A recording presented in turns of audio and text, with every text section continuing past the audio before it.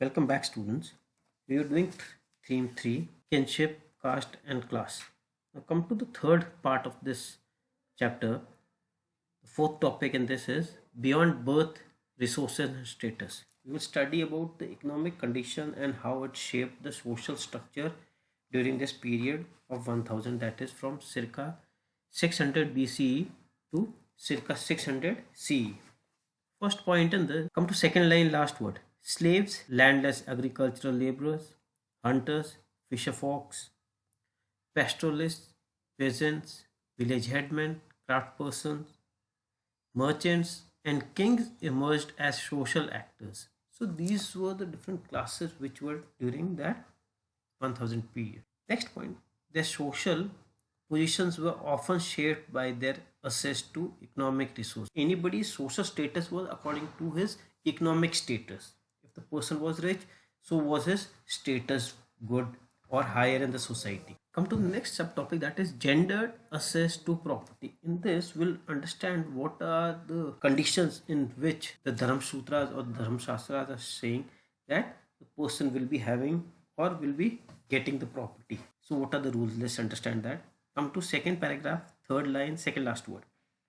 According to the Manu Simriti, the paternal state was to be divided equally among sons after the death of the parents, with a special share for the eldest. The Dharma Shastras and the Dharma Sutras, in which one of the main book which is laying down the rules and regulations for the society is the Manu Simriti. And the Manu Simriti is saying that the paternal state, the parents' property, can be divided amongst all sons equally after the death of the parents, and special share will be for the eldest son. Second point, women could not claim a share of these resources. So the daughters or the women were not part of that share. The share of the paternal state was only to be divided equally amongst the son and the eldest son getting the special share. Next point, women were allowed to retain the gifts they received on the occasion of their marriage as Stridhan, literally a woman's wealth. The Stridhan was the whatever gifts the woman received during her marriage, and she could retain that for herself. Next point, this could be inherited by their children without the husband having any claim on it. The woman could transfer that to her children, and in that there was no share of the husband. Next point, the Manu Simriti warned women against hoarding family property or even their own valuables without the husband's permission.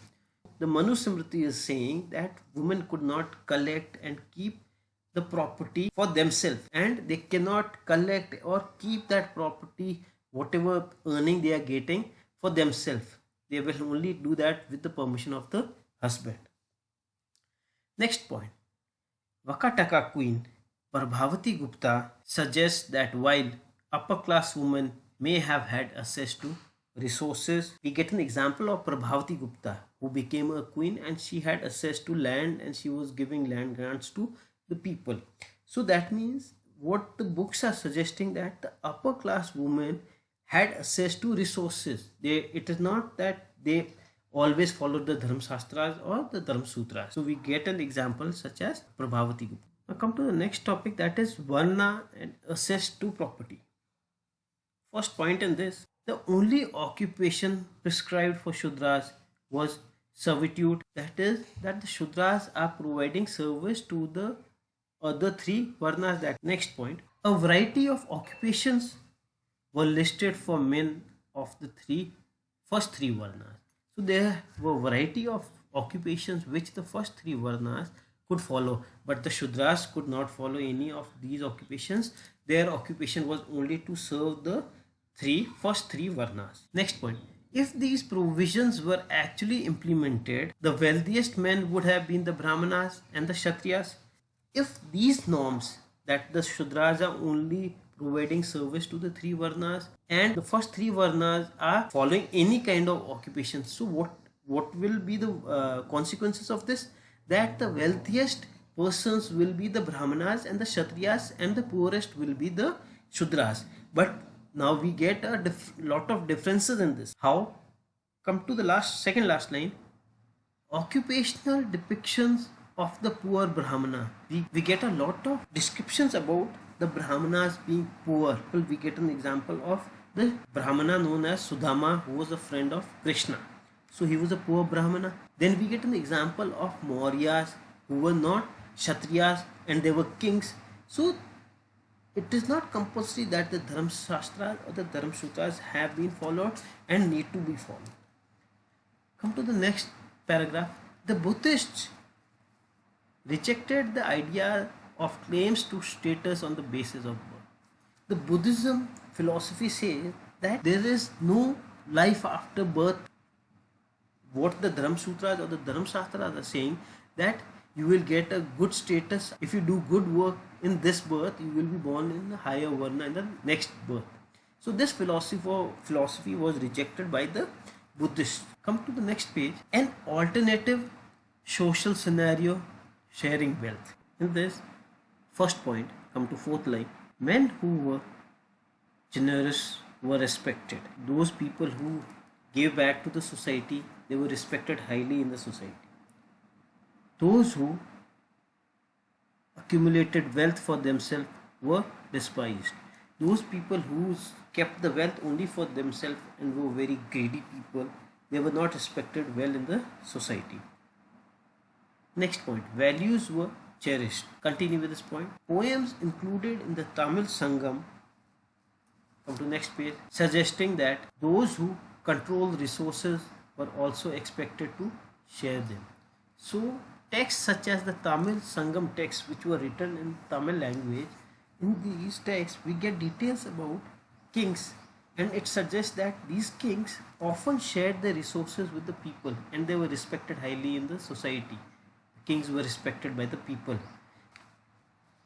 Now come to the next page, explaining social differences or social contract. In this first point, the Buddhists developed an understanding of social inequalities and institutions required to regulate social conflicts. So Buddhists, they developed an understanding for the social inequalities and they rejected these institutions which were regularly making social differences in the society and due to which there were regular social conflicts.